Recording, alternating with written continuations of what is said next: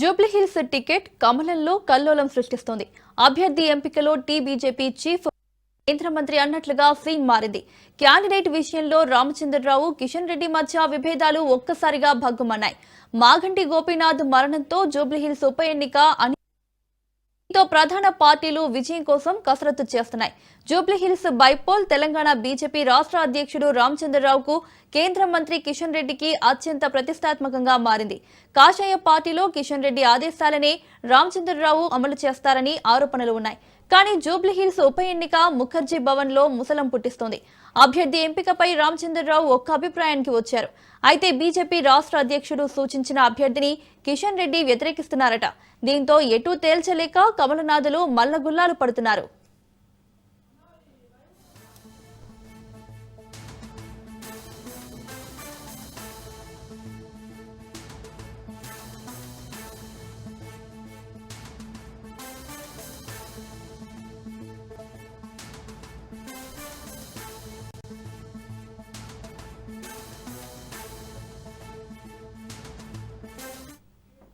రామచంద్రరావు రాష్ట్ర అధ్యక్ష బాధ్యతలు చేపట్టిన తర్వాత తొలి ఎన్నిక కాగా జూబ్లీహిల్స్ నియోజకవర్గం సికింద్రాబాద్ పార్లమెంటు పరిధిలోకి వస్తుంది.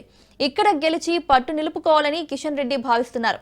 అయితే ఇద్దరు ముఖ్య నేతల మధ్య అభిప్రాయ భేదాలు రావడంతో బీజేపీ అధినాయకత్వం కీలక నిర్ణయం తీసుకుంది. జూబ్లీహిల్స్ అభ్యర్థి ఎంపిక కోసం నాయకులు, పార్టీ క్యాడర్ నుంచి అభిప్రాయాలను సేకరించేందుకు త్రిసభ్య కమిటీని నియమించింది. అందులో మాజీ ఎమ్మెల్యే ధర్మారావు, మాజీ MP Pothuganti Ramulu, party senior నేత అడ్వకేట్ కోమల ఆంజనేయులు ఉన్నారు. వారు ఇచ్చే నివేదిక ఆధారంగా జూబ్లీహిల్స్ ఉప ఎన్నికకు అభ్యర్థిని ఖరారు చేయనున్నారు కాషాయ అగ్రనేతలు.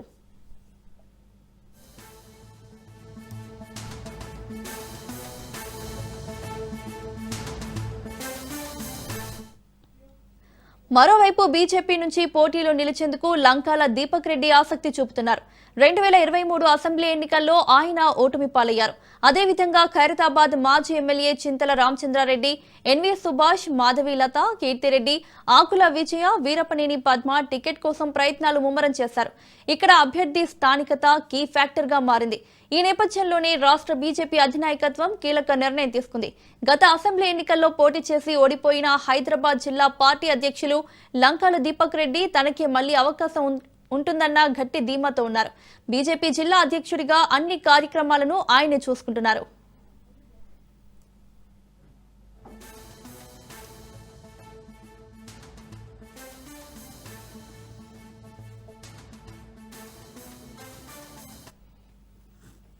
బీజేపీ కార్యాలయం నుంచి మా రిపోర్టర్ రాజు లైవ్ లో అందిస్తారు. రాజు, చెప్పండి.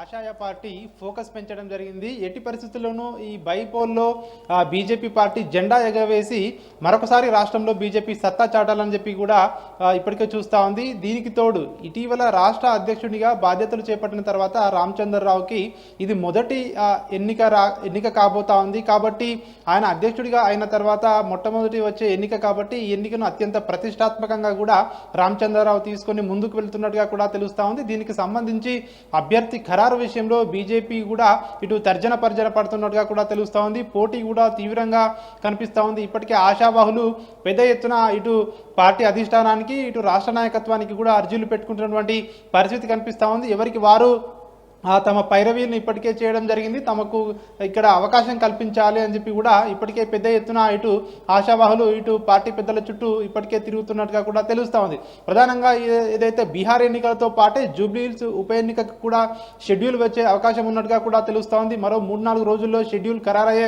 అవకాశం ఉందని చెప్పేసి కూడా రాజకీయ వర్గాల్లో పెద్ద ఎత్తున ప్రచారం జరుగుతూ ఉంది.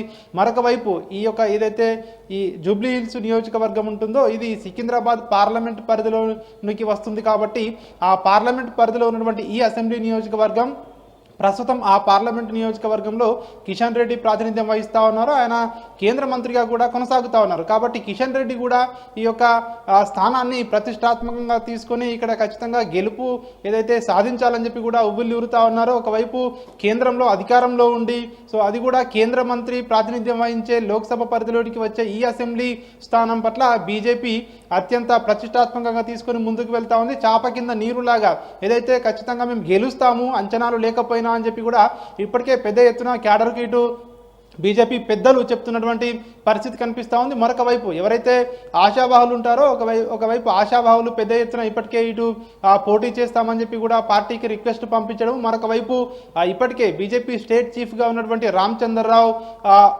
ఒక వ్యక్తిని ఇప్పటికే ఖరారు చేసినట్టుగా కూడా వార్తలు వస్తూ ఉన్నాయి. అయితే అది పార్టీలో అంతర్గతంగా ఇప్పటికే పార్టీ పెద్దల దృష్టికి తీసుకువెళ్ళినట్టుగా కూడా తెలుస్తూ ఉంది. అయితే ప్రస్తుతం కేంద్ర మంత్రిగా ఉన్నటువంటి కిషన్ రెడ్డి వేరే అభ్యర్థి పట్ల మొగ్గు చూపుతున్నట్టుగా కూడా తెలుస్తూ ఉంది. వీరిద్దరి మధ్య భేదాభిప్రాయాలు ప్రస్తుతం వస్తున్నట్టుగా కూడా తెలుస్తూ ఉంది. ఇన్ని రోజులు కూడా కిషన్ రెడ్డి ఏది చెప్తే కూడా రామచంద్రరావు అదే పాటిస్తారని చెప్పి పార్టీలో గుసగుసలు వినిపించాయి. కానీ తాజాగా ఈ యొక్క జూబ్లీ హిల్స్ బైపోల్ విషయంలో అభ్యర్థి ఎంపికలో ఇద్దరి నాయకుల మధ్య భేదాభిప్రాయాలు వచ్చాయని చెప్పి కూడా ఇటు పార్టీలో ఒక వర్గం ఇప్పటికే ఇటు చర్చించుకున్నటువంటి పరిస్థితి మనకు కనిపిస్తూ ఉంది. సో దీనికి తోడు ముఖ్యంగా పార్టీలో ఎక్కువ మంది కూడా పోటీ చేయడానికి ఆసక్తి చూపిస్తుండడం, అదేవిధంగా నాయకులు తమకు ఏదైతే తమ అభ్యర్థినే పెట్టాలో అభ్యర్థిత్వాన్ని ఖరారు చేయాలని చెప్పేసి కూడా పోటీ ఎక్కువ ఉండడంతో సో తాజాగా పార్టీ త్రిసభ్య కమిటీని ఏర్పాటు చేస్తూ నిర్ణయం తీసుకోవడం జరిగింది. ఈ త్రిసభ్య కమిటీ అభ్యర్థి ఖరారుపై ఈ యొక్క పార్టీ నేతలతో ముఖ్యంగా ఫీల్డ్ లెవెల్కి వెళ్ళి సో పార్టీ నాయకులతో చర్చలు జరిపి అదేవిధంగా ఎవరైతే ఇక్కడ గెలుపు గుర్రాలుగా ఉంటారో వారికే టికెట్ ఇవ్వాలని చెప్పి కూడా ఈ త్రిసభ్య కమిటీ ముందుకు వెళ్ళే అవకాశం కనిపిస్తూ ఉంది. సో ఇప్పటికే దీనికి సంబంధించి బైపోల్కి సంబంధించి మానిటరింగ్ కమిటీ ఇప్పటికే పార్టీ అధిష్టానం వేయడం జరిగింది. ఏదైతే మానిటరింగ్కి సంబంధించినటువంటి కమిటీలో ఎంపీ రఘునందన్ రావు, అదేవిధంగా ఎమ్మెల్యే పాయల్ శంకర్, అదేవిధంగా గరికపాటి మోహన్ రావు, చింతల రామచంద్రారెడ్డి, గౌతమ్ రావులు ఇప్పటికే ఈ యొక్క కమిటీలో ఉన్నారు. ప్రధానంగా ఏదైతే గతంలో పోయినసారి ఏదైతే బీహార్ ఎలక్షన్లతో సో రాష్ట్రంలో దుబ్బాక ఉప ఎన్నిక సైమల్టేనియస్గా వచ్చింది. సో అప్పుడు దుబ్బాకలో బీజేపీ ప్రస్థానం రాష్ట్రంలో మొదలైంది. అక్కడ బైపోల్లో రఘునందన్ రావు లాస్ట్ టైం గెలవడం జరిగింది.